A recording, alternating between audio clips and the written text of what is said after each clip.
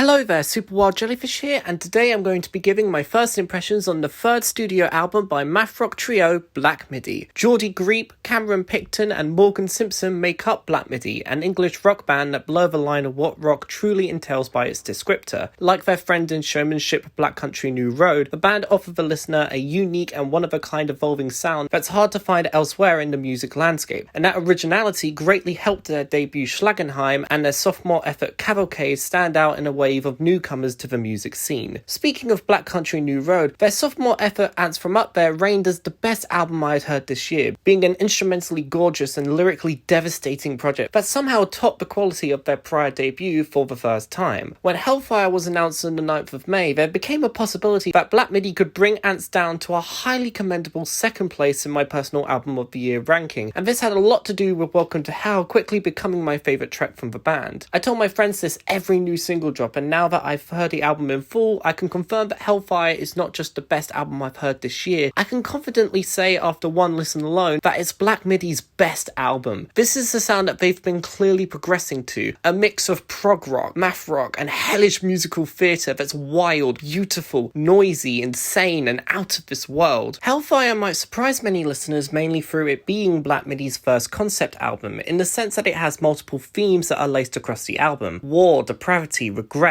murder, death, existentialism, and as you could probably guess, hell play a huge part in multiple tracks' underlying themes. Hellfire begins with its title track, an intro where lead singer Greep welcomes the listener to the 38-minute ride they're about to get on. Following this, an announcer gets the listener pumped up for Sugar Sue, a track that's been a frequent and much adored live cut finally brought to life in the studio, and what a magnificent version this is. Fun fact by the way, the intro of Sugar Sue is actually a reference to Black Midi's live shows, as they always start with an announcer to hype up the boxing match between the crowd and, well, the rest of the crowd. The moshes at the band's shows can get insane at points. There's a perfectly balanced mix of blissful moments that serenade the listener, to the frantic and lively pummeling drums from Morgan, electrifying sax from Kaidi, and stellar guitar work from Cam that all culminate in a track that flies by at breakneck speed. Greep's verses are also a joy to follow along, telling the story of two boxers, a disgruntled protagonist, and a murder that made the youngest executioner in tabloid memory. Following this line, I'd love to gush about the lyrics in Hellfire, because Black Midi has always been an interesting band when it comes to their lyrics. During the Schlagenheim era, loose themes of religion, environmentalism and purpose could be picked up from the lyrics, but just like the erratic nature of the album's sound, you'd be fucked to even pick that up, as the blaring instrumentals and Greep's untamed vocals sucker punch your eardrums. Cavalcade makes a little bit more sense in places, like the criticism of cult leaders not seeing the true potential of Marlene Dietrich, and the protagonist of Slow who is frustrated at the slow decay of life, but at the same time there's still areas like Chondromalacia Patella and Dethroned that require a lot more analysis to pick up what the song is ultimately trying to say. Hellfire, while still offering Black Midi's signature out there lyricism and vocal delivery, features far more blunt and explicit lyrics, telling stories from multiple first-person perspectives. These stories detail multiple scumbags, their hellish actions, and the fucked up worlds and ramifications they're a part of. Eat Men Eat being a great example of this. This track is home to the most range Cam's shown as a vocalist, with calm, gentle singing through most of the track transitioning to demented screams from the character of a demon captain, cursing the two men mentioned in the track with crippling acid reflux for the rest of their days. Morgan's drumming is notably vibrant and violent here, but even more so on the next track, Welcome to Hell. In context of the album, the track not only transitions perfectly, which is a reoccurring practice on the project, but it's also home to some of the album's best lyrics. I adore the visual imagery displayed here, some of my favourites being by standing in line today, you secure a place among the saints. To die for your country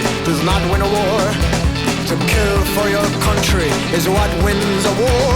Limbs rendered birds by the speed they flew off. A soup nothingness that once was your best friend. After the non-stop intensity of the last four tracks, Still is the album's breather sung by Cam, much like Cavalcade's Diamond Stuff. It's easily the band's most notably different track, taking heavily influence from country and jazz, and the arrangement of instruments brought together by the boys and contributors Kaidi and Seth create a beautiful near 6-minute opus. Interlude Halftime jump scares the listener with radio static, and features radio host Radio Raheem getting the listener ready for the next track, much like Jim Carrey on on this year's Dawn FM, and if we want to go way back, Dr. Death-Defying on MCR's Danger Days. Raheem wasn't lying about the next track being like no other, because the 7-minute powerhouse The Race is About to Begin truly is a beast to be reckoned with. The track almost feels like a Schlagenheim cut due to its swaying in tempo and ferocity, but it also has heavy cavalcade influence with its John 50 approach to storytelling. Out of all of the tracks here, this is the one that plays around with the characters and themes of the album the most, bringing back characters from Sugar Sue and Welcome to Hell and introducing new ones like Miss Gonorrhea and Dead Man Walking. Greep, like Cam on Eat Men Eat, truly shows his range on this track, with highlights being when he breezes through a colossal number of lyrics at rapid speed and a transcendent repeated outro showcasing how such a wild voice can also sound beautiful too. Dangerous Liaisons became an instant favourite, not just because of the golden lyric Temptation had me by the balls, also due to how much of an engaging story is told through a guilt-ridden tragedy. Like the last track, there's a range of swaying tempos and intensity, with this track in particular featuring heavy jazz influence. Kaidi is back on the track to offer sax support, which adds another layer of beauty but also horror to the track, as the lyrics move away from a golden opportunity to the fucked up ramifications of the protagonist's actions. The penultimate track for Defense is an incredibly fun dive into the details of a brothel, and a narrator's defense on how his establishment will only stop selling its services when the virile,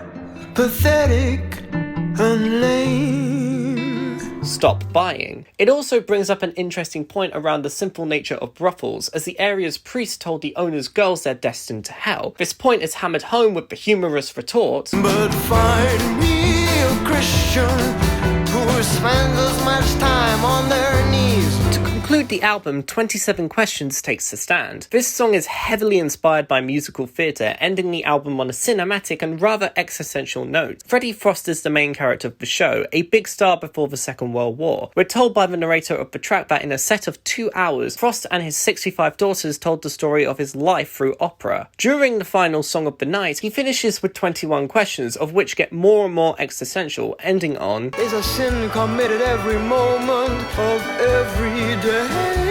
before his chest feels awful tight and he explodes in what's described. Rid of all hellfire and loud as Satan's siren. To conclude this review, Black Midi has made a concept album that stands amongst the greats. Like the Downward Spiral and the Black Parade, the band takes a look into universal themes of life in a fresh, unique and glorious fashion. They have made a modern masterpiece that will be remembered in all of its hellish glory. I'm feeling a strong 9 to a 10 on this project, and I'm very sure it will only keep growing on repeat listens. This has been Super Wild Jellyfish, and may you strive to be your wild self.